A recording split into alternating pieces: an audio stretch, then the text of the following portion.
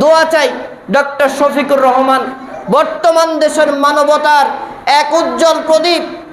তার আগামীকাল secretary general মিয়া গোলাম পরোয়ার সাহেব তিনি পোস্ট করেছেন, আগামীকাল শনিবার 2 তারিখ 2রা আগস্ট তার হার্টের 5টি ব্লক ধরা পড়েছে, রিং পরিধান করানো হবে। তার জন্য দোয়া করবেন।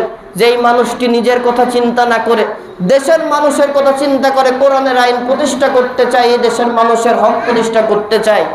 আমরা মনে করি আল্লাহ তাআলার এই বান্দার আরো কিছু সময় এই দেশে থাকা দরকার। অতএব আল্লাহ তাআলা যেন তার এই অস্ত্রোপচার যেন সহজ করে দিয়ে, হার্টের বাইপাস সার্জারি যেটা আছেন সহজ করে দেন, এবং তাকে যেন আবার এই জাতির কাছে নেতৃত্ব দেওয়ার জন্য ফিরিয়ে দেন, বলি আমিন।